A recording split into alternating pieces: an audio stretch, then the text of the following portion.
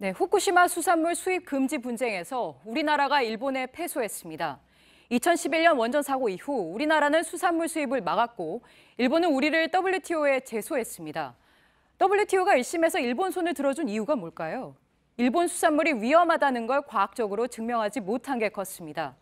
앞서 저희는 국내 전문가위원회의 현지 조사가 흐지부지 됐다고 전해드렸죠. 일본 수산물이 식탁에 올라도 되는지 아직은 걱정될 수밖에 없습니다. 취재 기자와 따져보죠. 조택수 기자, 일단 왜 이런 결과가 나온 걸까요?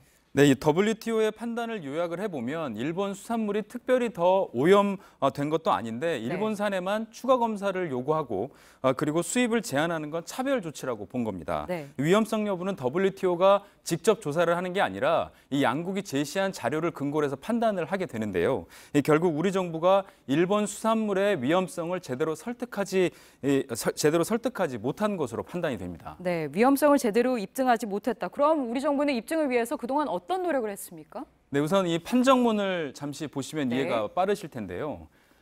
WTO는 우리 정부가 구성한 민간 전문가 위원회가 최종 절차, 그러니까 후쿠시마 수산물 방사능 위험 보고서 작성을 끝내지 않았다고 밝혔습니다. 네. 왜 그랬는지 이유도 설명하지 않았다고 적시했는데요.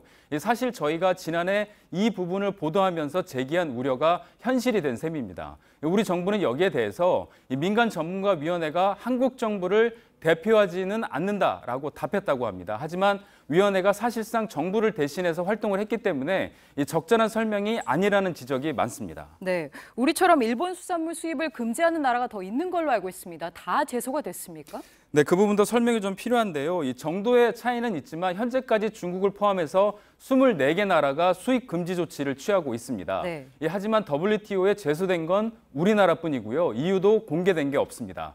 다만 우리나라가 유일하게 방사능 세슘이 조금이라도 나오면 플루토늄 등 다른 물질에 대한 검사 증명서를 추가로 요구하고 있는데 일본이 이 부분을 집요하게 물고 늘어지면서 본보기 소송을 한 게 아닌가 하는 이 추정만 할 뿐입니다. 네, 조 기자 얘기대로 과정이 논란인데 WTO의 1심 결과대로 정말 일본 수산물이 안전합니까?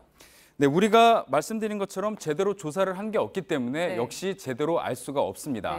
다만 일본 언론들조차 후쿠시마 원전 이 오염수가 바다로 계속 흘러 들어가고 있고 이것 때문에 원전 주변 댐 바닥에 세슘이 쌓이고 있다 이렇게 보도를 하면서 일본 내에서도 불안하다 이런 여론이 있는 것도 사실입니다. 네, 어쨌든 1심 결과가 나와버렸는데 일본 수산물이 한국에 바로 들어온 건 아닌가요?